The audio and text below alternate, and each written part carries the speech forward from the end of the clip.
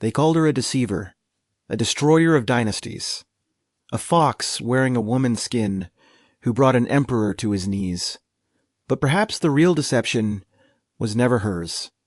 Perhaps the truth is simpler and far stranger, that she was an ancient fire that had been burning for 9 centuries, and by the time she reached that court, she had already forgotten how to do anything but illuminate now. Let that possibility settle. Let your shoulders fall just slightly away from your ears. There is nowhere else you need to be if it feels right. Let your eyes close now, or leave them open. Either way, you are already where you need to be. Picture, if you like, a path through tall Sasuke grass, silver under a moon you cannot see. Somewhere ahead, a single foxfire flame is waiting. It has been waiting for a very long time. This story holds something. That does not demand to be believed, only received. A quiet lesson about fire and time and what it truly means to outlive your own fear. And if, after the quiet, you choose to return to this channel, I will be here. So let the path carry you back. Back before the warriors, back before the emperors had even felt the first tremor of their fall. Back to the beginning, when the fire was first lit, and no one yet knew what it would become. Chapter 1. The Shadow That Settled in Silk. Heian was a city built on ritual, where the angle of a sleeve could shift the course of a career, and the night belonged to poetry and whispered appointments. The imperial palace sat at its heart like a jewel in a silk box. Its corridors scented with aloes wood and sandalwood, its gardens raked into perfect stillness. Beyond the capital's ordered walls, older things stirred, but no one inside was listening. Emperor Konoe was young, his reign still settling into its own weight, when the illness first arrived. It did not announce itself with violence. It crept into his chambers like a slow, cold draft, draining the color from his face and the strength from his limbs. The court physicians examined his pulse and found nothing they recognized.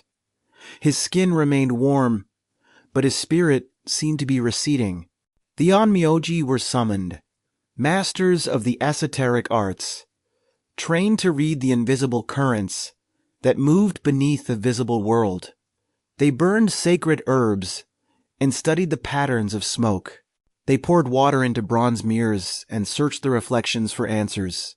But every divination returned the same result, a distortion they could not name, a shadow with no source. It was around this time that the fox sightings began.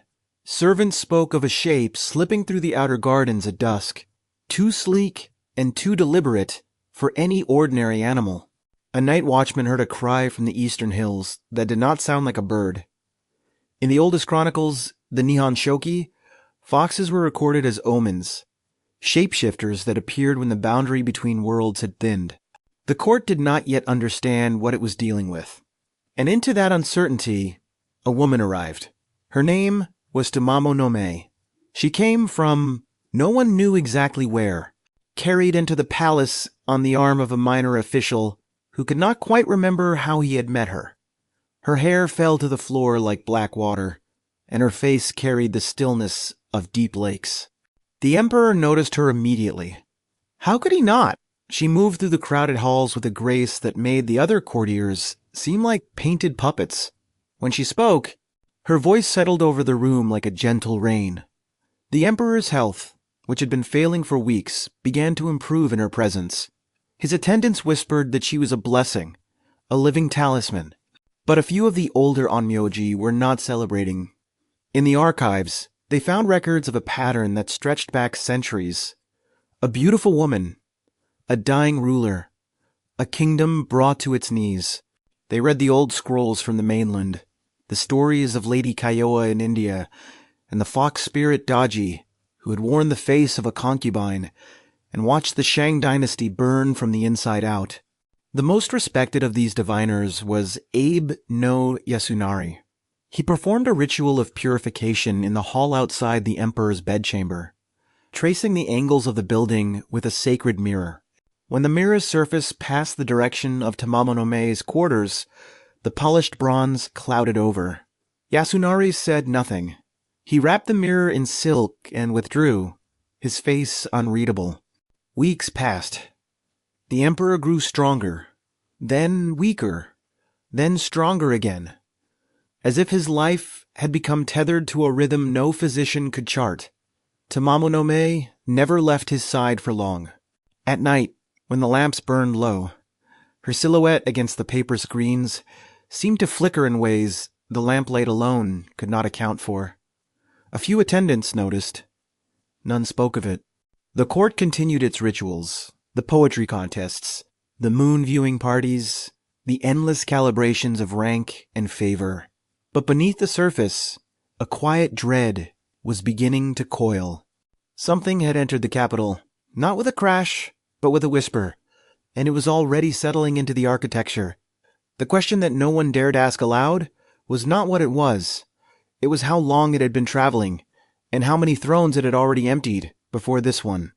Abe no Yasunari did not sleep for 3 nights. He sat in his study, surrounded by scrolls brought from the temple archives, cross-referencing the accounts of the Indian fox spirit, Kaio, who had poisoned a king's mind until his kingdom fractured into warring provinces. Then the story of Daji, the consort of the last Shang emperor, whose beauty concealed a cruelty so precise it seemed almost architectural. The common thread in every account was not deception alone. It was duration. These creatures did not strike and flee. They embedded themselves, sometimes for years, sometimes for a reign, feeding on the slow decay of institutions long before anyone thought to look for a monster. By the time the first accusation was made, the damage was already woven into the political fabric. Yasunari understood, with a cold certainty that settled in his stomach like a stone, that Tamamo-no-Mae was not merely a fox spirit. She was a continuum, a single consciousness that had crossed from India to China to Japan, accumulating centuries and tales as it went. The 9-tailed fox of the old texts was not a myth. It was a migration, and it had arrived. He brought his findings to the senior court ministers in a private audience.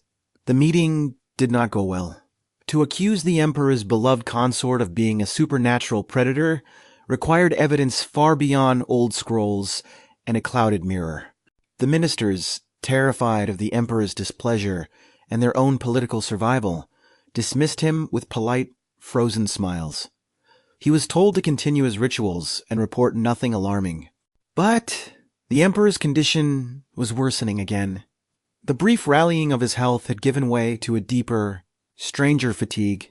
He complained of dreams in which a vast, golden-eyed creature sat on his chest, its weight pressing the breath from his lungs. His attendants found him awake in the dark hours, staring at the ceiling, his lips moving in what looked like a conversation with someone who was not there. Tamamo-no-Mae remained beside him, her devotion a thing of quiet, unsettling constancy. She did not weep or wring her hands like the other consorts.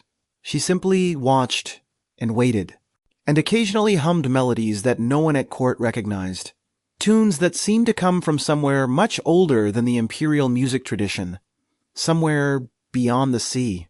In the kitchens and the outer corridors, the servants began to talk. A young chambermaid, who had been assigned to clean Tamamo-no-Mae's private quarters, came back pale one afternoon. She would not say what she had seen, only that she would never enter those rooms again. The palace guards noticed that the foxes on the hillsides had grown bolder, their howls louder at night, as if calling to something inside the walls. The turning point came on the autumn equinox, during the great purification rites. Yasunari, against the advice of his peers, performed a forbidden divination, the mere ritual performed directly in the presence of the emperor and his consort. As Tamamo-no-Mae knelt beside the sickbed, her hair pooling on the tatami, he raised the sacred mirror and angled its surface toward her. In the polished bronze, for one moment that only the onmyōji witnessed, Tamamo-no-Mae's reflection did not match her face. The mirror showed not a woman, but a fox 9-tails curling behind her, like a fan of pale fire, eyes blazing with an amber light that held no malice and no fear. only the flat, patient awareness of something that had been alive far longer than the entire dynasty it now watched. The question that had haunted the court had, in that moment, been answered. The Emperor's illness had a cause. The shadow had a shape. And yet, the answer solved nothing, because the creature in the mirror did not look trapped or afraid. She looked, if anything, like she had been waiting for someone to finally see her. And now that someone had, a new question pressed against the silence, far heavier than the first. What does a creature with nothing left to hide do next? Chapter 2. The shape she was forced to shed. The mirror did not lie. In its polished bronze surface, the truth of Tamamo-no-Mae hung suspended. A fox's head, with ears sharp and alert, eyes that held the light of 100 autumn moons, and behind her, the spectral sweep of 9 tails curling like smoke from a slow-burning fire. The courtiers who could see the reflection recoiled, their robes rustling like frightened birds. Someone dropped a sake cup. The sound rang through the hall and died. Abe no Yasunari did not lower the mirror. His hands trembled, but his gaze remained steady on the woman who was no longer a woman in his eyes. He had spent sleepless nights imagining this moment, steeling himself for shrieks, for fury, for a monstrous transformation that would tear the hall apart. None of that came. The silence that followed the revelation was worse than any scream. It was the silence of something ancient, choosing not to run. Tamamo-no-Mae rose from her kneeling position beside the Emperor's sickbed, with a grace that had not abandoned her. She did not look at the courtiers. She did not look at the Emperor, whose face had gone slack with a confusion too deep for words. She looked only at Yasunari, and in her amber-flecked eyes there was no rage, no fear, only a tired, patient acknowledgement, as though she had been expecting this for a very long time. The layered silks of her kimono began to shift, not tearing, not falling, shifting, as if the fabric itself was remembering what it had once been. The hem of her outermost robe rippled and dissolved into a brush of pale fur, the sleeves softening into the elegant curve of forelegs.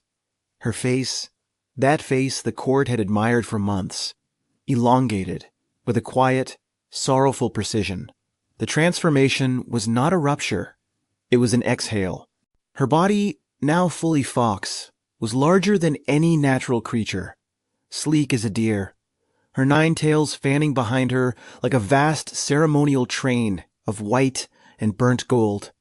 Each tail moved with its own slow intelligence, curling and uncurling, as though stretching after a long, cramped confinement. The air in the hall thickened with the scent of wild musk and cedar, the perfume of something that belonged to forests and mountains, not to palaces. She turned toward the open screen that led to the outer gardens. The guards who stood there stumbled backward, their hands on their swords, but their courage failing them. She did not snarl. She did not threaten. She simply walked, her claws clicking softly on the wooden floor, her 9 tails swaying in a rhythm that was almost hypnotic. The foxfire that had long been hidden beneath her skin began to surface, small, gentle flames that licked along the tips of her tails like the wicks of 1,000 candles. The Emperor, half lucid, raised himself on one elbow and called out a name, not Tamamo-no-Mae, but a name no one recognized. A sound that might have been a cry from a dream. The fox paused at the threshold. For one suspended breath, she turned her head and looked back at him. Her amber eyes held something that the court, in all its poetry, had no words for. It was not love, and it was not indifference. It was the ache of a creature who had tried, one more time, to be seen without being feared. Then she was gone, slipping through the garden and into the darkness beyond the palace walls, a streak of pale fire vanishing into the hills. The howls of the wild foxes on the slopes, which had been rising all night, reached a sudden, exultant crescendo, as if their lost sovereign had finally been returned to them.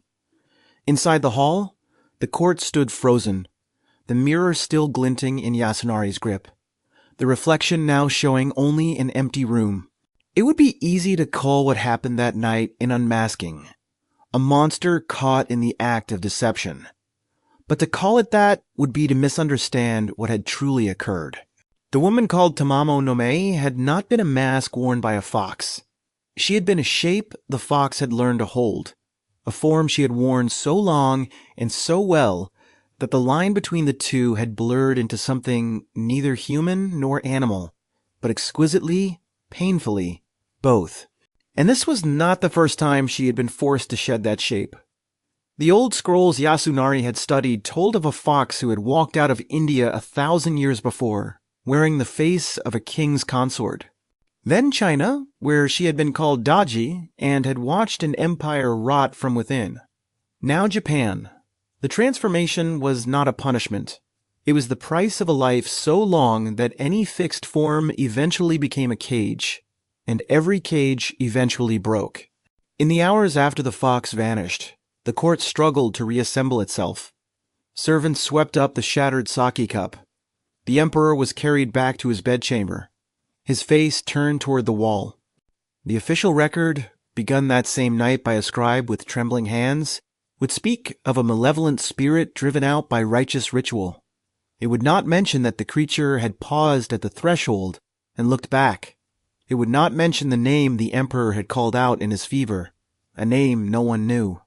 Abe no Yasunari wrapped the sacred mirror in silk and returned it to the temple storehouse. But he did not sleep that night either. He had spent his life studying the invisible world, cataloging its dangers, preparing for the moment he would face something truly other. He had expected terror or rage. He had not expected the quiet, bone-deep sadness that passed between him and the fox in that final glance. It unsettled him more than any curse could have. Through the dark hills west of the capital, a streak of pale fire moved beneath the pines. Tamamo-no-Mae ran with the tireless gait of something that had crossed entire empires, her 9 tails streaming behind her like a constellation that had fallen to earth.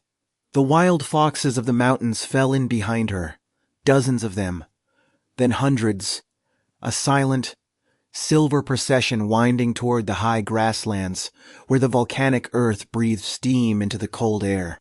The Nasu Plain had been waiting for her. It had always been waiting, as certain landscapes wait for the stories that will name them. A vast emptiness of Sasuke grass and scattered boulders, the distant peaks of the Nasu Mountains, standing like guardians on the horizon. There were no villages within half a day's ride, no shrines, only the geothermal fissures that leaked sulfurous warmth from the earth's deep places, a reminder that even the ground here was restless. She settled into the tall grass, as though sinking into a memory. For a creature that had worn so many forms, the body of the fox was the only one that had never been a lie. She curled her 9 tails around herself and let the foxfire dim to a faint glow. Somewhere in the long corridors of her consciousness, the faces of the people she had been flickered. Kaio, Daji, Tamamo-no-Mae, and others whose names had been lost even to her. They were not masks. They were attempts. And there was another fox, in another story, who had tried the same impossible thing. Her name was Kuzunoha, and she had loved a human man named Abe no Yasuna, no relation to the onmyōji. Though the echo of the name is strange, and perhaps not accidental, she had borne him a son, the future master of esoteric arts. And when her true form was discovered, she had not fled in terror, but in grief, leaving behind only a farewell poem, brushed onto silk with the tip of her tail. The poem read, "If you think of me, come seek me in the woods of Shinoda." It was not a curse. It was not a threat. It was an invitation, extended across the barrier between species, between worlds. The fox who wrote it was the same kind of creature as the fox who now lay alone on the Nasu Plain, her 9 tails cooling in the night air. One had found a way to love without destroying. The other had not. And the difference was not in their nature, but in the luck of who they had loved. The court, of course, knew nothing of Kuzunoha. The official version of the Tamamo-no-Mae incident was already hardening into certainty. A demon had been unmasked. A hero had stood firm. An order had been restored. But the question that Yasunari could not shake, the question that the scribes were careful to omit, was this. If the creature had truly meant to destroy the Emperor, why had she waited so long? Why had her presence, for a time, seemed to heal him? The answer was not comforting. She had not come to destroy the Emperor. She had come to be near him, to be near warmth, near power, near the center of a world that would never fully accept her. Her tragedy was not that she was a monster. It was that she was a being of immense and ancient loneliness, whose very presence, however gentle, eventually corroded the things she touched. She could no more stop this than a flame could stop giving heat. That was the truth the mirror had revealed. Not a demon, but a consciousness that had been burning across centuries, illuminating and searing in equal measure. And now, driven from the court, but not destroyed, she lay curled on a volcanic plain under a canopy of stars. Her foxfire banked, but not extinguished. The answer had been given. The contradiction had settled in. And a new question, far heavier than the first, now whispered through the Sessho-seki grass, asking, what happens when a creature, with nothing left to lose, decides to stop running? Chapter 3. The Plain That Learned to Hold Its Breath. The Nasu Plain received her like an old memory. The Sessho-seki grass, taller than a mounted rider, closed around her body with a sound like the sea pulling back from a shore. Volcanic steam rose from hidden fissures, threading silver through the morning air. The distant peaks of the Nasu Mountains stood dark against a pale sky. She had carried empires on her back. Now the plain offered only wind and silence, and she accepted both without complaint. In her settled form, she was magnificent and terrible in equal measure. Her body, long and low, was covered in fur the color of burnt gold and winter wheat, deepening to charcoal at her paws and the tips of her ears. The 9 tails were her crown and her burden, each one moving with its own slow sentience. Tipped with a faint amber glow that never fully extinguished, her eyes held the patience of something that had seen stars shift in their courses. She did not need to hunt to inspire dread. Her mere presence began to reshape the plain. At dusk, foxfire kindled in the grass around her small, drifting spheres of pale gold that rose and fell like the breath of the earth itself.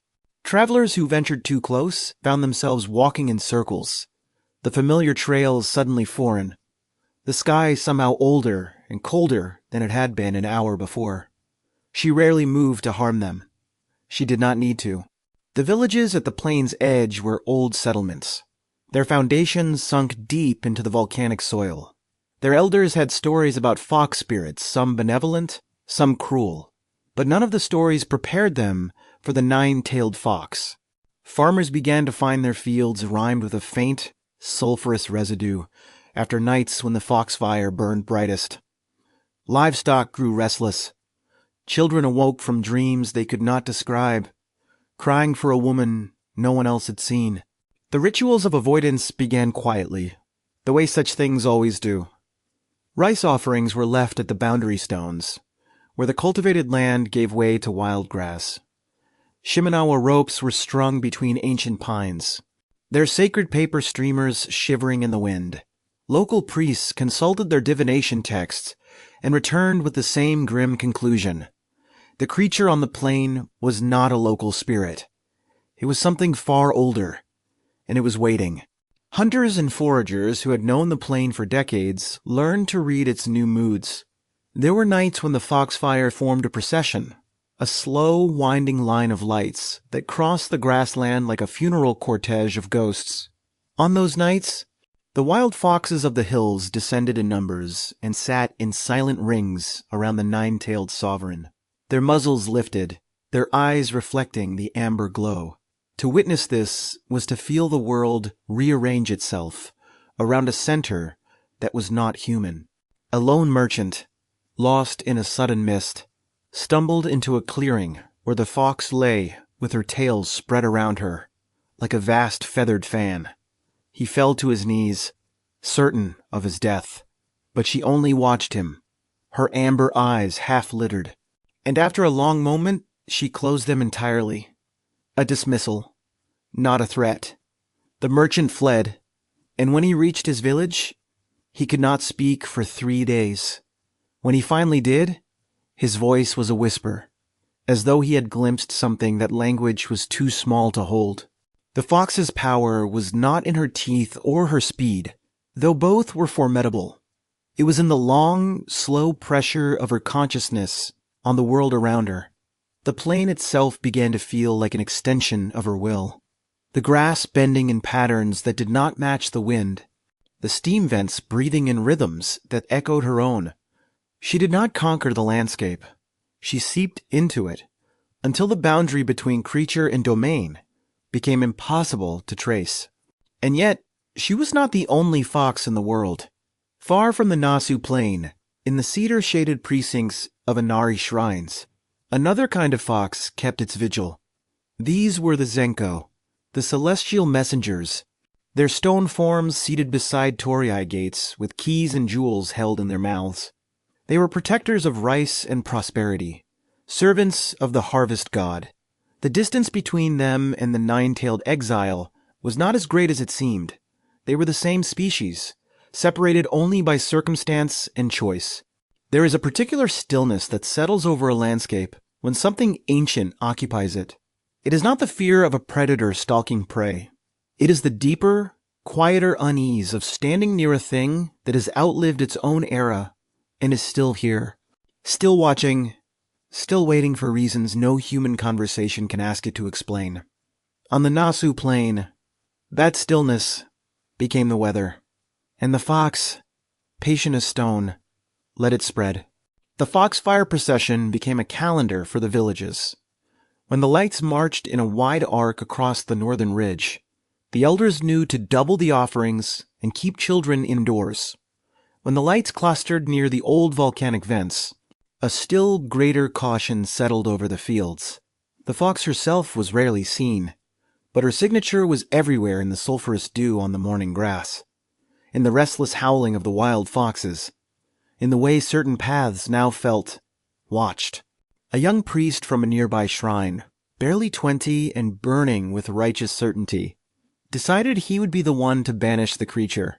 He walked onto the plain at noon, carrying a sacred mirror and a sword blessed by his grandfather.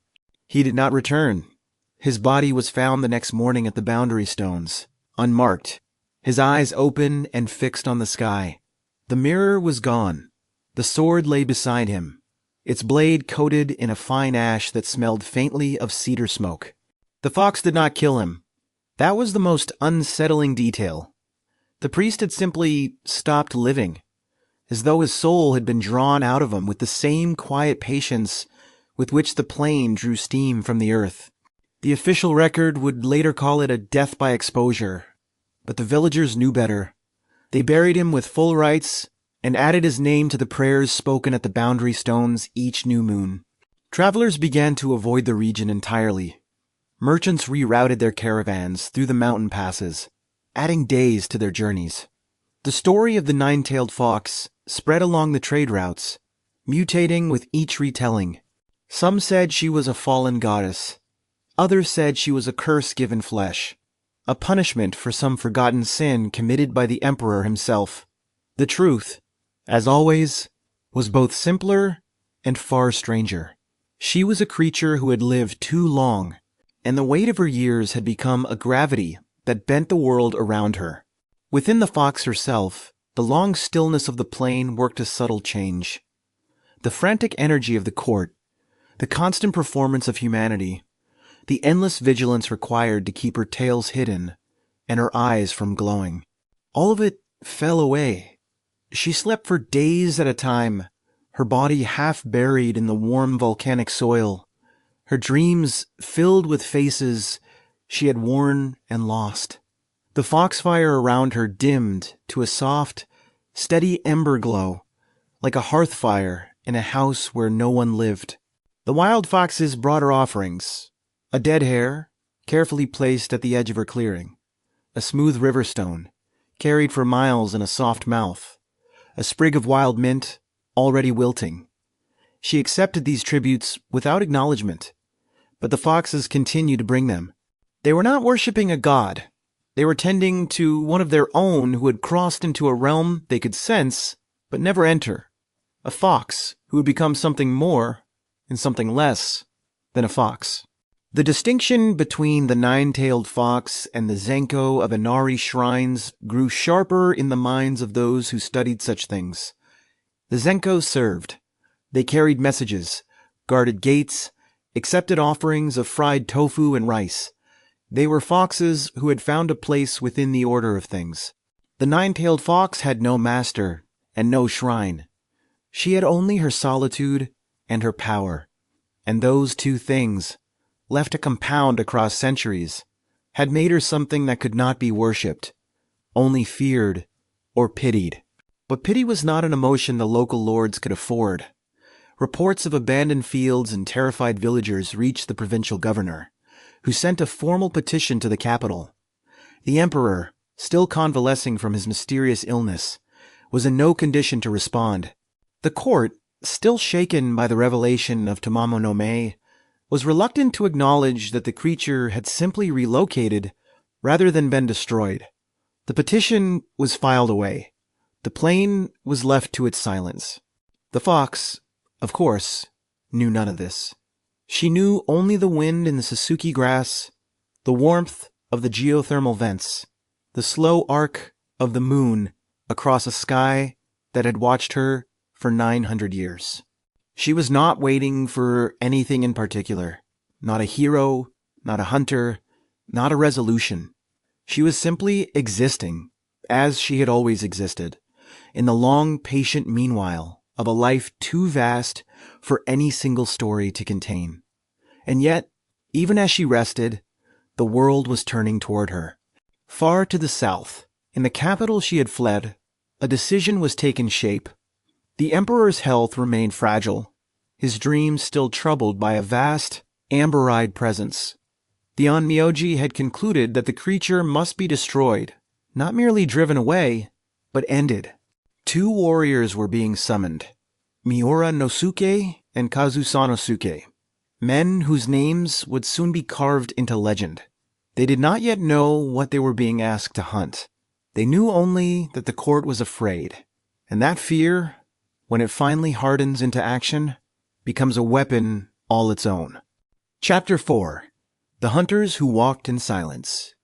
The court sphere, left to simmer through the long months after Tamamo-no-Mae's flight, had finally hardened into something colder than panic. It had become policy. The ministers who had once dismissed Abe no Yasunari's warnings now spoke of the nine-tailed fox as an existential threat to the realm. Something had to be done.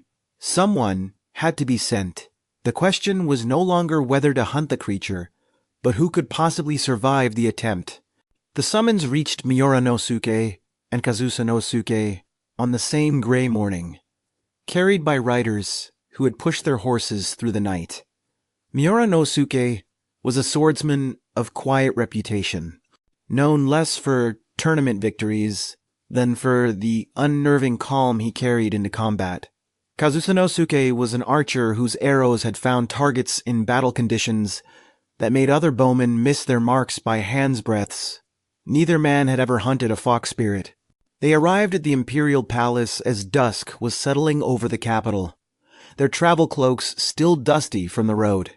The great hall where they were received was the same hall where Tamamo-no-Mae had once knelt in her layered silks, where the mirror had caught her reflection and the court had recoiled. The warriors did not know this.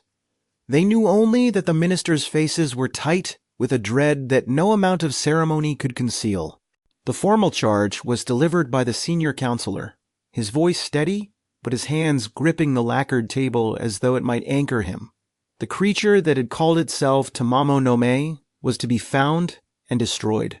No negotiation, no capture, no mercy. The emperor's health still wavered. The provinces were restless. The fox had to die, and the men who killed it would be rewarded beyond anything their lineages had ever known. The warriors listened in silence. After the council adjourned, Abe no Yasunari requested a private audience with the two men. They met in a small chamber lit by a single lamp, the onmyōji's face more lined than it had been a year before. He did not speak of strategy or weapons. Instead, he told them what he had seen in the mirror. Not a snarling demon, but a creature that had paused at the threshold and looked back. He told them about the Emperor calling out a name no one recognized. He told them about the sadness. The warriors listened, and the silence that followed Yasunari's words was heavier than the one that had followed the council's charge. Miura no Suke was the first to speak. His voice was low, unhurried. He asked whether the onmyōji believed the fox was evil. Yasunari looked at the lamp for a long moment before answering. "I believe," he said, "that she is ancient, and that her existence has become a wound in the world. Whether she chose that or not is beyond my art to determine." That answer did not lighten the burden the warriors carried from the chamber. It deepened it. They were not being sent to slay a demon. They were being sent to end something that had already suffered centuries of endings. A creature whose very presence corroded what it touched. Not from malice, but from a nature too vast and too old to be contained. The task was no longer simple. It was necessary, and that was a different thing entirely. The next days passed in a blur of preparation. At the temple forge on the eastern edge of the capital, a master smith who had served 3 emperors hammered the sacred arrows that Kuzunoha would carry. Each arrowhead was inscribed with protective characters by a calligrapher whose hand never trembled. Each shaft was fletched with feathers from a hawk that had been blessed at an Inari shrine, a deliberate choice, and one that made the younger priests exchange uneasy glances. They were blessing weapons to kill a fox in the name of a god whose messengers were foxes. Kuzunoha visited that shrine on the night before the departure. He walked alone through the corridor of vermilion torii gates, the stone foxes watching him from their pedestals with keys clenched in their stone mouths. He knelt before the main hall and offered a silent prayer that was less a request for victory than an apology. He did not expect an answer. He received none.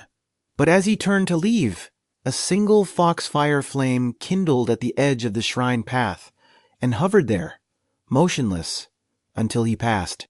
On the last night in the capital, Miura no Suke sat alone in his quarters, his sword laid across his knees, the blade freshly oiled, but not yet bloodied. He did not think of glory or reward. He thought of the way Yasunari had described the fox's eyes as she looked back from the threshold. Tired, patient, and something else that the onmyōji had no words for. Whatever waited on the Nasu Plain, it deserved a clean death. Miura no Suke resolved, in the quiet of that final hour, to give it nothing less. Dawn broke cold and gray over the capital. The 2 warriors met at the northern gate, their horses stamping in the frozen mud, their breath misting in the early air. A small retinue of attendants and pack animals waited behind them. But the mission itself belonged to the 2 men alone. The sacred arrows were secured in a lacquered case, strapped to Kuzunosuke's saddle. Miura no Suke's sword hung at his hip, its weight familiar and grounding. The road north was a slow unraveling of civilization. Beyond the capital's outermost wards, the villages grew sparser, the fields smaller, the forests thicker and darker. By the second day, the path was little more than a hunter's track winding through ancient cedar groves, where the sun reached the ground in thin, pale shafts. The air grew colder. The horses grew skittish at sounds the men could not hear. Something in the landscape was already aware of their approach. They camped on the 3rd night in a clearing that had once been a woodcutter's way station, long abandoned. The fire they built was small, more for light than warmth. Kuzunosuke spent the evening checking each of the sacred arrows, running his thumb along the characters inscribed in the steel. The ink used to darken those characters had been mixed with ash from a temple incense burner, a detail the priests had insisted upon. He did not know if it would make a difference. He hoped it would. Muranosuke spoke little during the journey, but on that third night, with the fire burning low between them, he asked his companion a question that had been forming since the audience with Yasunari. What, exactly, had the onmyōji meant when he spoke of sadness? Kuzunosuke did not answer for a long while. Then he said that the fox had been a woman for a time, and that perhaps the sadness belonged not to the fox, but to the woman, who had known she would eventually be seen and hunted. The question of the fox's womanhood was not an idle philosophical matter. Both men had heard the old stories. Foxes who married humans, bore children, wept real tears when their true nature was discovered. Kuzunoha, the white fox of Shinoda, had loved a man so deeply that her farewell poem was still recited in the villages of Setsu province. The creature they were hunting was not simply a beast. It was a mind that had worn love and grief like garments, and the wearing had changed it. They passed the last village on the fourth morning. It was a small, huddled settlement at the edge of the cultivated world. Its boundary marked by Shimenawa ropes, strung between ancient pines. The villagers watched the warriors pass in silence, their faces hollow with a fear that had long since exhausted itself into resignation. An old woman pressed a small packet of rice into Muranosuke's hand. An offering, she whispered. Not for him, but for whatever waited on the plain. He accepted it without a word. Beyond the village, the Sasuke grass began. It rose on either side of the track, taller than a mounted rider, its feathery plumes pale as old bone in the gray light. The sound of it was constant now, a dry, hissing whisper that seemed to come from all directions at once. The horses refused to go further, and the warriors dismounted, leaving the animals with the attendants at the boundary stones. Whatever lay ahead would be faced on foot. The steam vents of the Nasu Plain peered through the grass like ghosts, thin, pale columns rising straight into the cold air, carrying the faint, sulphurous warmth of the volcanic deeps. The ground beneath their feet grew warmer, and in places, the earth was cracked and brittle, as if something beneath it had been breathing for centuries. The warriors walked in silence, their weapons ready, their hearts beating a rhythm that was not fear and not eagerness, but the strange, suspended calm that sometimes precedes an irreversible act. Muranosuke, who had faced armed men without flinching, found himself thinking of the rice offering in his pack. He did not know why he had kept it. It was not for the fox, he was certain of that. It was perhaps for the woman Tamamo-no-Mae, or for Kuzunoha, or for whatever fragment of something gentle still remained in the creature they were about to kill. He did not believe the gesture would matter. He kept the rice anyway. As the last light of the fourth day drained from the sky, the warriors crested a low ridge and looked out across the heart of the plain. Below them, in a shallow basin, ringed by volcanic boulders, a soft amber glow pulsed against the gathering dark. The foxfire was not scattered tonight. It was concentrated a single, steady light that did not flicker or waver. The creature they had come to kill was not hiding. She was waiting, her 9 tails spread around her like a mantle of pale fire, her amber eyes already turned toward the ridge, as though she had felt their footsteps from the moment they left the capital. Chapter 5. The silence after the arrow struck. The warriors descended into the basin as the last light bled from the sky, replaced by a darkness that was not quite night. The foxfire ahead of them did not flicker or retreat. It held steady, a single amber star resting on the earth. And as they drew closer, the shape beneath it resolved into the creature they had crossed half a kingdom to find. She lay on a low shelf of volcanic stone, her 9 tails draped across the rock like spilled silk, her eyes open and waiting. She had known they were coming. Whether she had felt the vibrations of their horses days ago, or simply understood, with the deep patience of something that had lived 9 centuries, that the court would eventually send someone to finish what the mirror had started. None of that mattered now. What mattered was that she did not rise. She did not snarl or summon foxfire to her defense. She simply watched them approach, her amber eyes moving from one man to the other with a calm, unhurried attention. Kuzunoha knocked the first sacred arrow before they were 50 paces from the stone. The characters inscribed on the arrowhead caught the foxfire's glow, and for a moment the steel seemed to burn with a cold, white light of its own.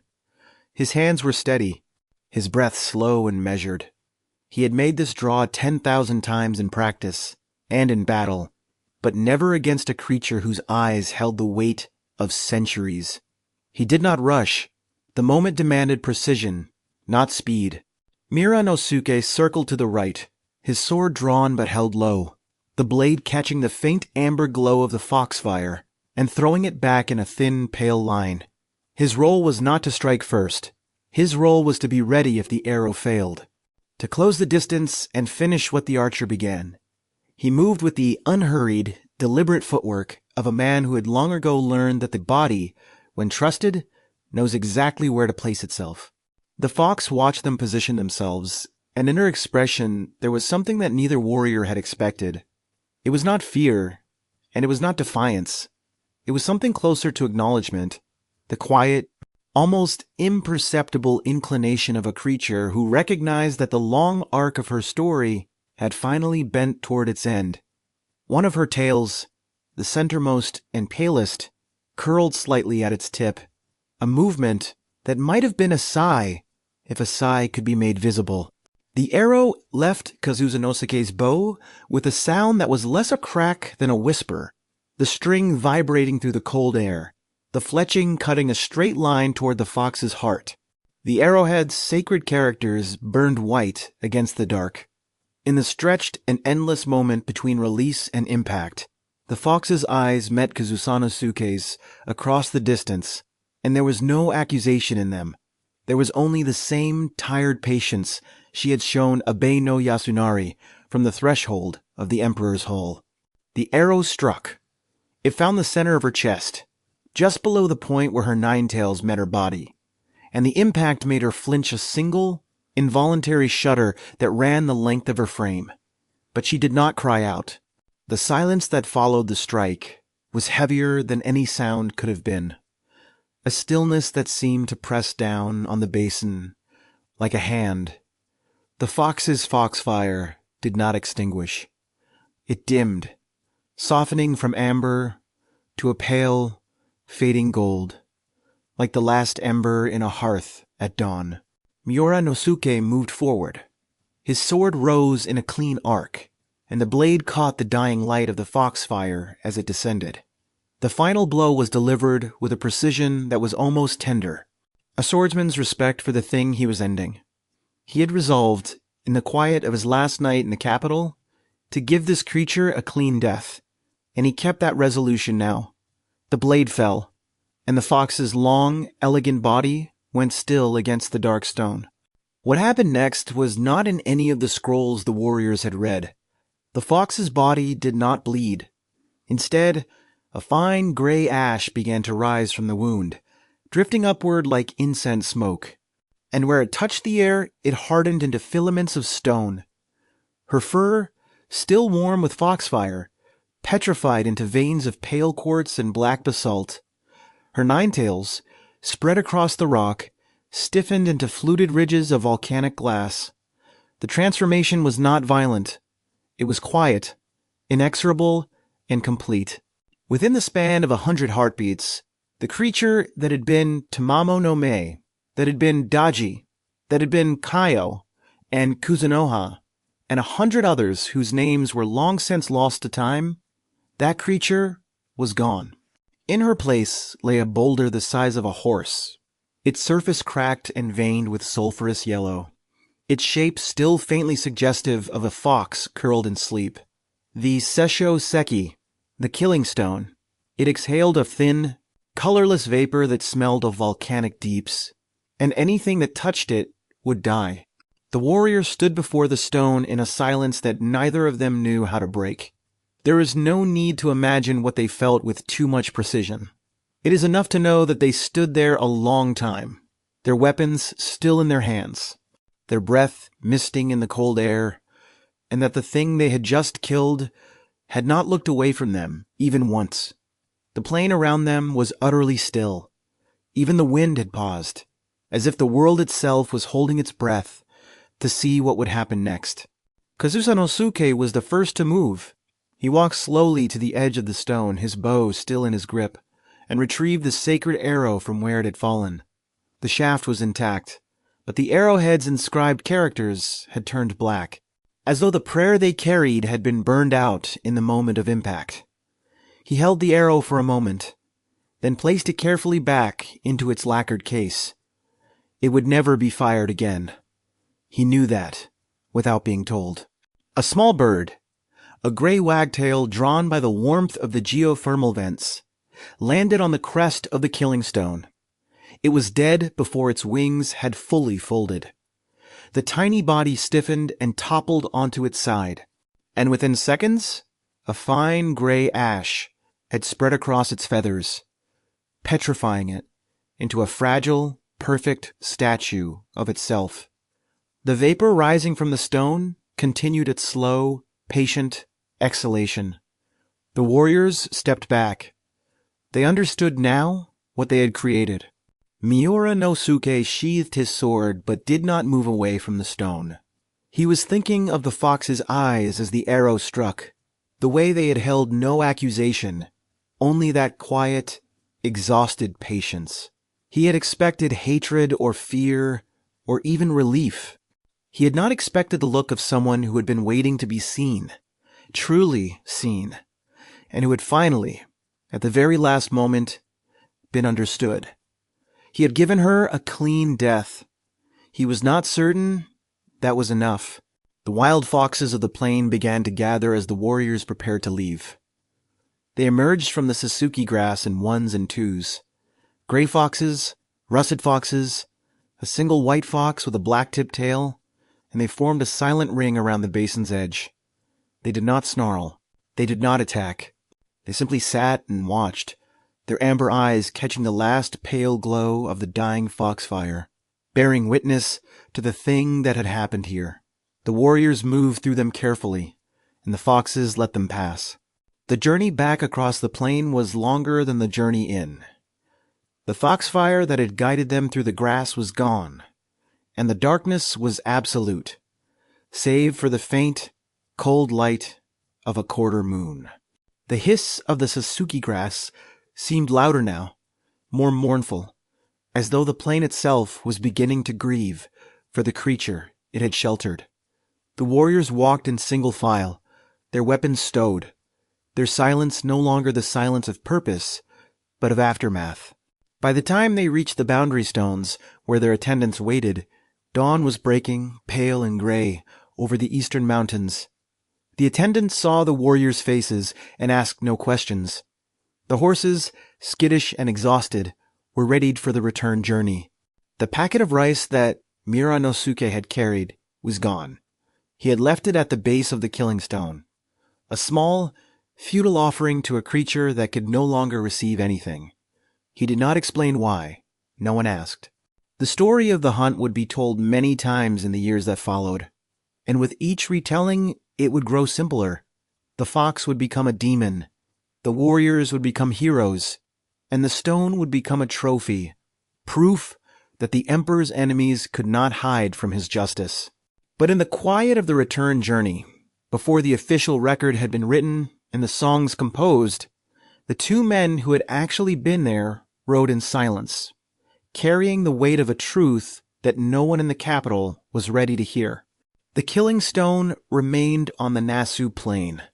It would remain there for centuries, exhaling its poison gas into the cold air, killing whatever touched it with the same quiet, patient inevitability with which the fox had once watched the emperor's court. Travelers learned to avoid it. Locals left offerings at a safe distance, rice, flowers, small clay foxes, and whispered prayers to whatever spirit still slept inside the stone. The plain had always been a liminal place. Now it was a grave. And yet the stone was not silent. Those who passed near it on certain nights, when the moon was thin and the wind was low, reported a faint warmth still radiating from its surface. Some said it was merely the volcanic earth beneath. Others, who had known the old stories before the court simplified them, understood that the fox's fire had not fully extinguished. It had only banked itself, sinking deep into the rock to wait, not for a hero, and not for a hunter, but for something far less predictable. The long story of the nine-tailed fox was not finished. It had only changed form, and the next chapter belonged not to the warriors, but to the stone. Chapter 6. What the stone could not hold. The warriors rode south, and the killing stone remained. It sat on its volcanic shelf like a dark thought made solid, exhaling its colorless vapor into the gray dawn. The circle of blighted grass around it widened slowly, blade by blade, as though the earth itself was learning to keep its distance. The Sessho-seki plumes that had whispered around the fox now withered and fell to ash before they could touch the stone surface. The first human victim was a woodcutter who had not heard the warnings. He sought shelter from a sudden storm in the basin and leaned his shoulder against the boulder to catch his breath. His body was found the next morning, slumped against the stone, his face peaceful, but his skin already cold and brittle as old bark. The vapor had done its work without violence, without sound. The villagers at the plain's edge did not need a second lesson. They marked a new boundary a full 100 paces from the basin, erecting shimenawa ropes and planting wooden stakes carved with characters of warding. Offerings were left at this safe perimeter: rice, salt, small clay bottles of sake, not to appease the stone, for the stone had no hunger, but to acknowledge what it represented. A grave requires acknowledgement. The name came quickly, as names do when fear needs a shape to hold. Sessho-seki, the killing stone. Travelers carried the name along the trade routes, and with it came the story, simplified and sharpened. A demon fox slain by heroic warriors, its corpse transformed into a boulder that still breathed death. The court's official record, already hardening into legend, did nothing to correct the simplification. The sadness Yasunari had seen was conveniently forgotten. Years passed, and the stone did not weaken. Animals that strayed too close died where they stood, their small bodies stiffening into permanent statues of themselves. Birds that landed on its crest fell mid-song. The vapor rose in summer and winter alike, indifferent to season, indifferent to prayer. The plain around the basin remained a wound in the landscape, and the wound did not heal, because the thing that had caused it was not truly gone. The court that had ordered the hunt faded into its own irrelevance. Emperor Konoe died young. His health never fully recovered from the fox's presence. The ministers who had sent the warriors aged and retired, and were replaced by younger men who knew the story only as a tale told in halls they had not yet entered. Abe no Yasunari passed his final years in quiet study. The mirror he had used that night still wrapped in silk, still faintly warm to the touch on certain evenings. The warriors themselves lived long enough to see their deed become legend. Muranosuke died in a skirmish years later, his sword still clean, the memory of the fox's patient eyes still visiting him in the hour before dawn. Kuzunosuke's arrows were enshrined at a temple, their inscribed characters still blackened, their purpose spent. Neither man spoke publicly of what they had seen. The silence of the hunt followed them to their graves. And still the stone remained. Generations of villagers were born and died within sight of the blighted grass, and the stone became a constant, a dark shape on the horizon that no one approached, but everyone knew. Grandmothers told children to stay away from the basin. Travelers made detours of half a day to avoid the vapor. The Sessho-seki became a landmark of avoidance, a place defined by the emptiness around it. Then, long after the names of the warriors had faded from living memory, a monk came walking across the plain. His name was Ginno, and he was old in the way that certain monks are old, Not frail, but weathered. His face a map of decades spent in prayer and pilgrimage. He carried a staff of plain wood and a small bundle of sutras, and he walked directly toward the basin, ignoring the boundary stones and the warnings of the villagers who watched him pass. Geno stood before the killing stone as the sun set behind the Nasu mountains. He did not flinch at the vapor that coiled around his sandals. He planted his staff in the dead earth, unrolled his sutras, and began to chant in a voice that was low and steady, a sound less like a prayer and more like a conversation with something that had been waiting to be spoken to. The stone, for the first time in centuries, seemed to listen. Geno chanted through the night. The sutras unrolled from his lips in a stream of sound that was older than the stone, older than the fox, older perhaps than the plain itself. The vapor rising from the Sessho-seki began to thin, its colorless tendrils faltering and curling back toward the rock, as though drawn inward by the vibration of the prayer. The dead grass at the basin's edge stirred for the first time in a century, not with wind, but with the faint, trembling attention of something waking. As the first gray light of dawn touched the Nasu mountains, the stone cracked. It was not a violent rupture, no explosion, no shattering, but a deep, resonant split that ran from the crest to the base, as though the boulder had exhaled after holding its breath for 200 years. From within the fissure, a soft, amber light spilled outward, and the sulphurous vapor dissipated into the cold air, replaced by the clean scent of cedar and old incense. The light that emerged from the stone took no fixed shape. It drifted upward like a column of pale gold, and for a moment, those who had gathered at the safe perimeter, the villagers who had followed Geno at a distance, the farmers who had left their fields to watch, swore they saw the silhouette of a nine-tailed fox suspended in the glow, her tails curling one last time before unfurling into light. Then the shape dissolved, and the light faded, and the morning was only morning again. Geno bowed to the cracked stone and collected his sutras. He offered no explanation and no sermon. He simply turned and walked back across the plain the way he had come, his staff leaving small, precise holes in the earth.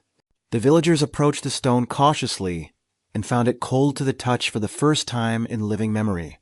A dead boulder, gray and inert, no more dangerous than any other rock on the plain.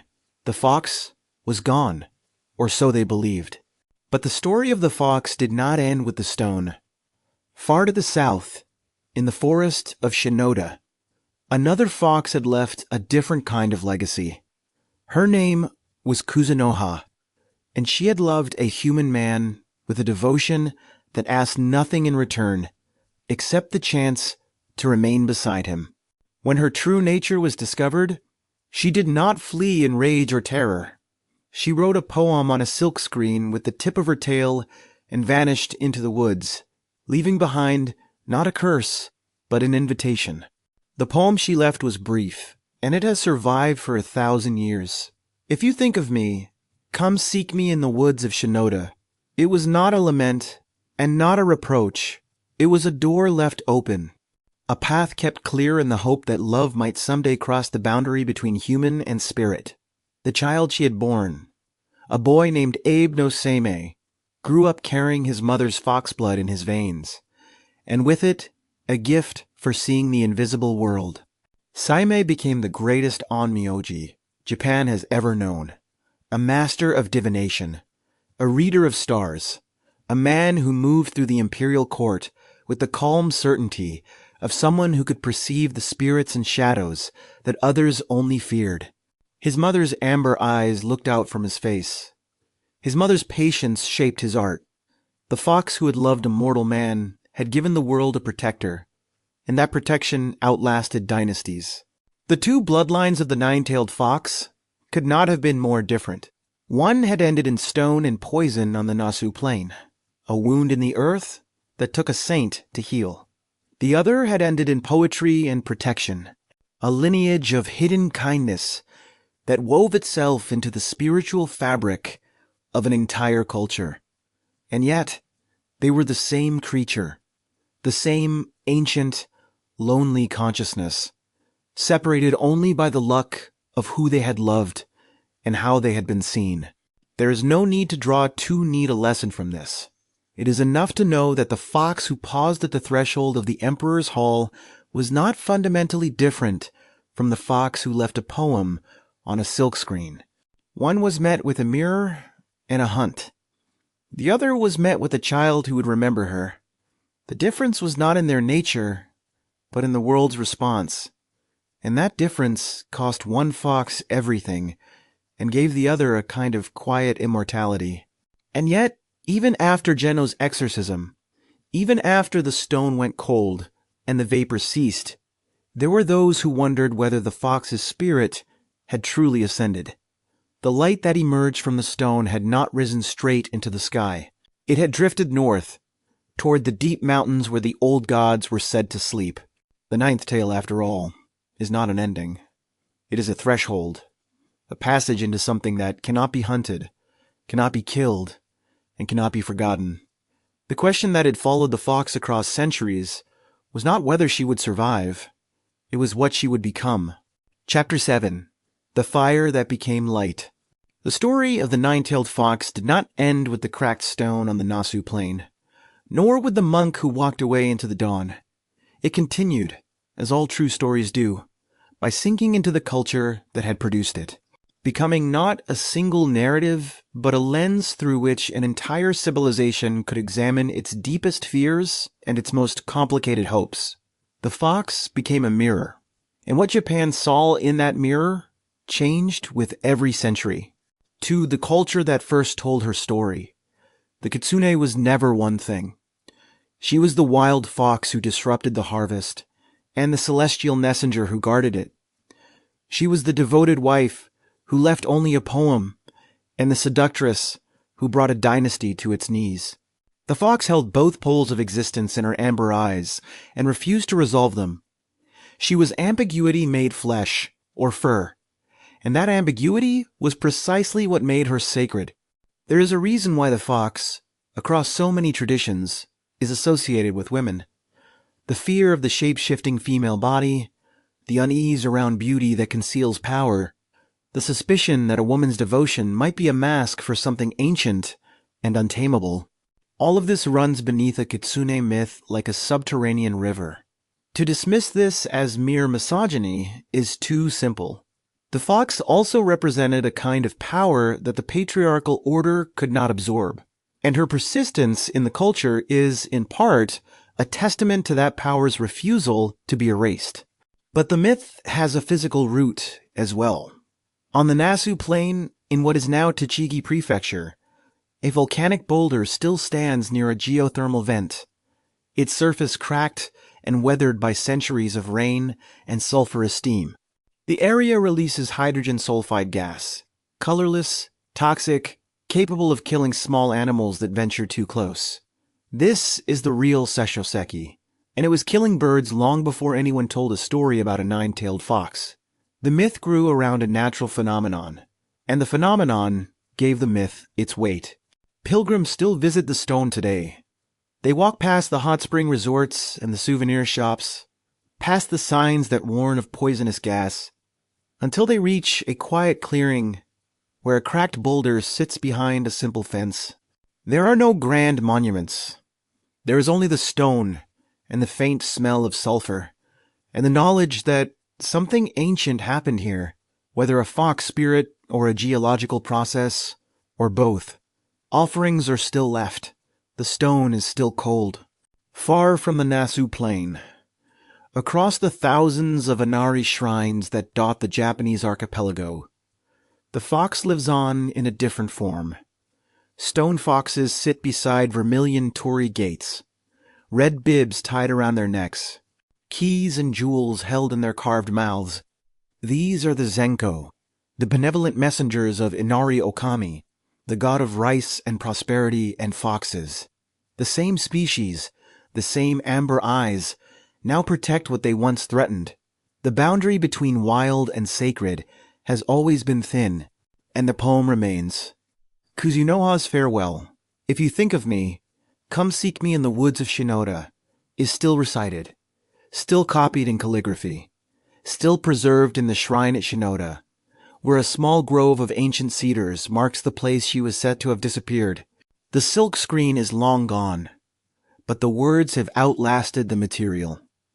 A mother's love, written with the tip of a tail, has survived 1,000 years of wars, fires, and forgetting.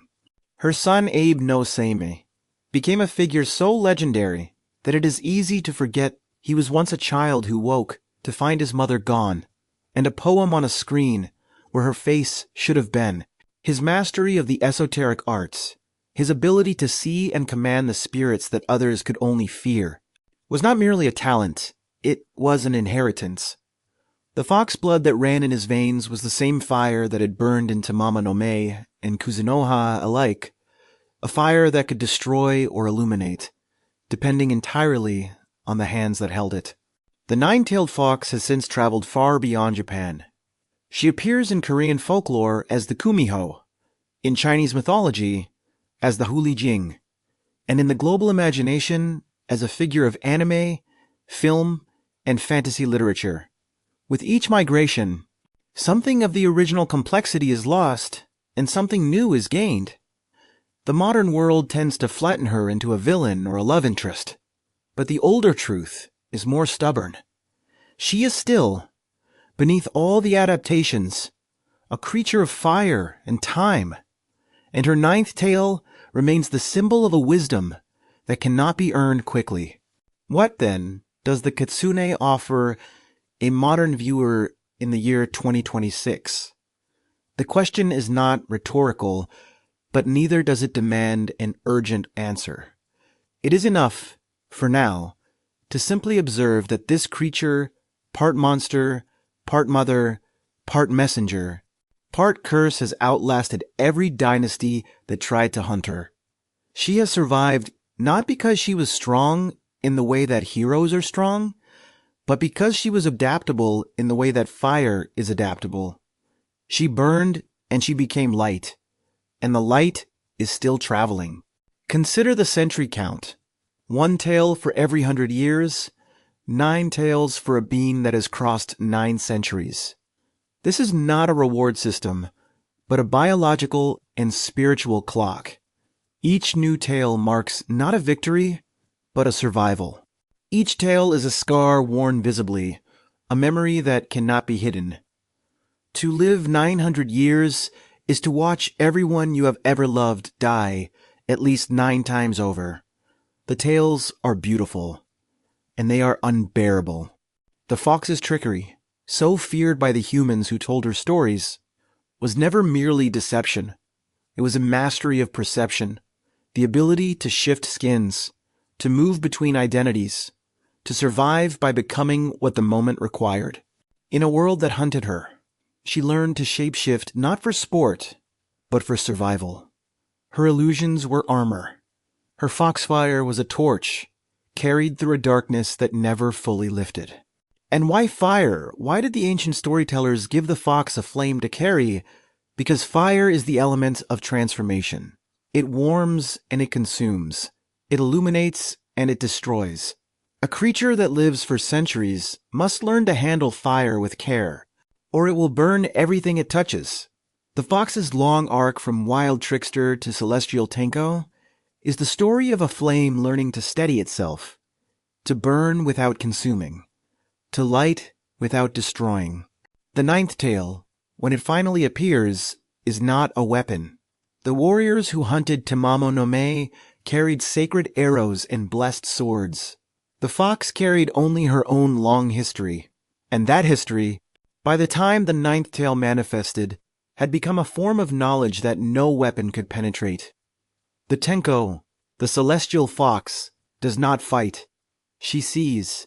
She understands the hidden threads of causality, the way time folds and unfolds, the patterns that shorter lives cannot perceive. This is the paradox at the heart of the myth. The fox spends centuries learning to deceive, and then, at the moment of ultimate power, she no longer needs to. The ninth tail is the end of illusion. It is the point at which the creature stops hiding from reality and begins to define it. To reach the 9th tail is to outgrow the fear that made the first 8 necessary. It is to become, finally, a being that cannot be touched by the world's cruelty because it has already passed through that cruelty and come out the other side. There is no need to look too hard for the modern application. It is already sitting beside you, quiet as a fox in a shrine. Every human life contains, in compressed form, the same arc that Kitsune walks across a millennium. We too gain wisdom slowly, scar by scar. We too learn to shift our skins, adapting to new circumstances, new losses, new selves. We too carry a fire that can warm or consume, and we too spend much of our lives learning which it will be. The fox's legacy in the modern world is not confined to shrines and stories. It lives in the quiet decision to outlast despair, to adapt rather than shatter, to hold one's own internal fire steady through the long night. The 9th tail is not a magical appendage granted to a mythical creature. It is a way of seeing a consciousness that has stopped running from its own pain and has begun to use that pain as fuel for something that looks, from the outside, a great deal like wisdom. The stone on the Nasu Plain is cold now. The poem in Shinoda still breathes. The thousands of foxes at the Inari shrines still watch the paths with their carved amber eyes, still hold their keys to the rice granaries of heaven. The fire that was Tamamo-no-Mae, that was Daji, that was Kuzunoha, and 100 others, is still burning not as a curse, not as a weapon, but as a quiet, steady light available to anyone who is willing to learn what the flame is trying to teach. And if you find yourself, long after this story is ended, walking through a forest at dusk, or standing at the edge of a field where the Suzuki grass bends in a wind you cannot feel, you may see a light that does not behave like other lights. It will not flicker. It will not retreat. It will simply hover at the edge of your vision, patient and warm, as though it has been waiting a very long time for you to notice it. You do not need to follow it. It is enough to know that it is there. The 9-tailed fox was never a monster. She was a question that took 1,000 years to answer. And the answer, when it finally came, was not a defeat or a victory or a lesson. It was a presence, a fire that learned patience, a trick that became truth. And if you listen closely, in the quiet that follows the final word of her story, you may hear the faint, continuing sound of something ancient still moving through the grass, not running, not hiding, simply walking forward into the next century, her tails aglow with everything she has ever been.